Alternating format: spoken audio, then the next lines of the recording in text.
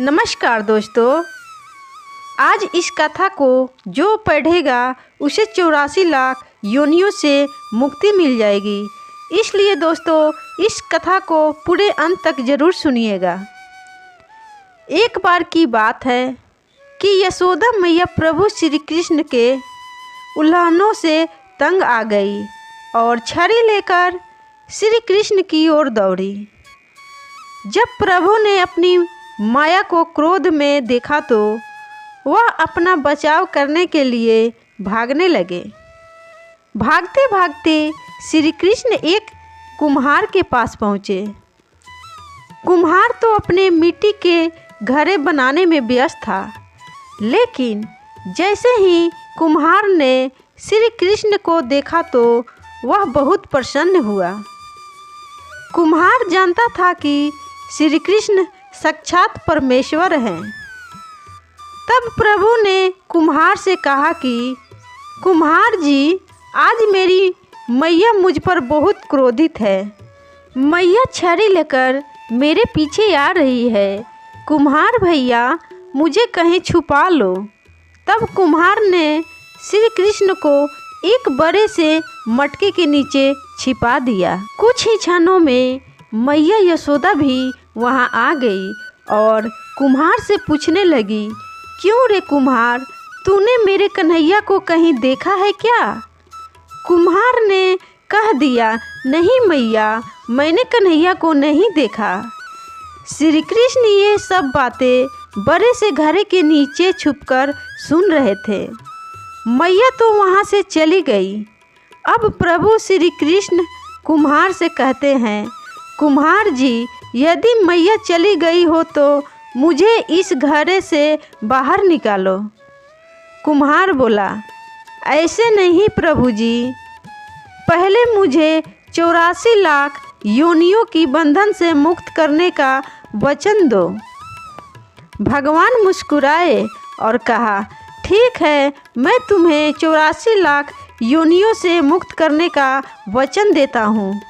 अब तो मुझे बाहर निकाल दो। कुम्हार कहने लगा, मुझे अकेले नहीं भगवान जी, मेरे परिवार के सभी लोगों को भी 84 लाख योनियों की बंधन से मुक्त करने का वचन दोगे तो ही मैं आपको इस घड़े से बाहर निकालूंगा। कृष्ण भगवान बोले, चलो ठीक है, उनको भी 84 लाख योनियों के बंधन से मैं मुक्त होने का वचन देता हूँ। अब तो मुझे इस घड़े से बाहर निकाल दो। अब कुम्हार कहता है, बस प्रभु जी, एक विनती और है, उसे भी पूरा करने का वचन दे दो तो मैं आपको घड़े से बाहर निकाल दूंगा।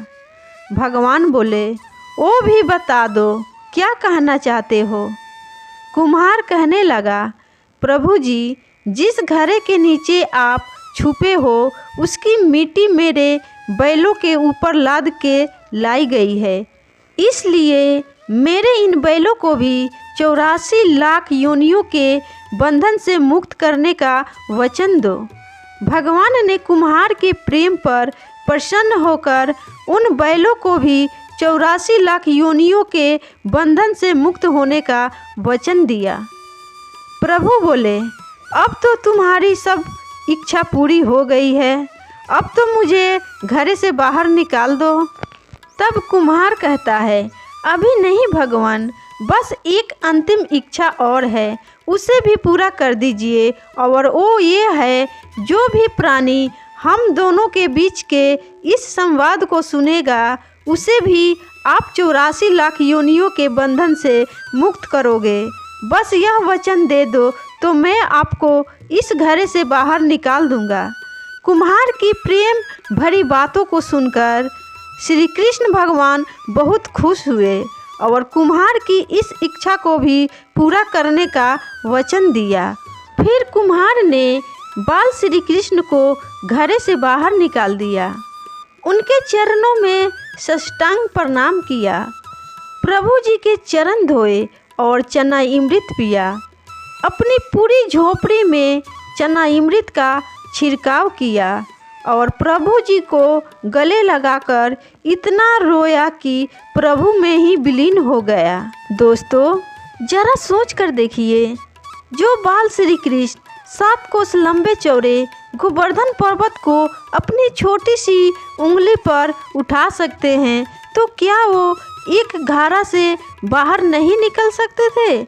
लेकिन बिना प्रेम रिझे नहीं नटवर नंद किशोर, अर्थात कोई कितना भी यज्ञ करे, अनुष्ठान करे, कितनी भी दान करे, चाहे कितनी भी भक्ति करे, लेकिन जब तक मन में किसी प्राणी मात्र के लिए प्रेम नहीं होगा, प्रभु श्री कृष्ण उसे नहीं मिल सकते।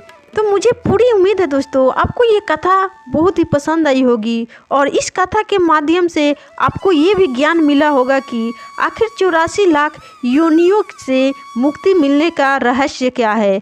तो आइए दोस्तों मेरे संग आप भी बोलिए प्रेम से, राधे राधे, जय श्री कृष्णा, हरे कृष्णा।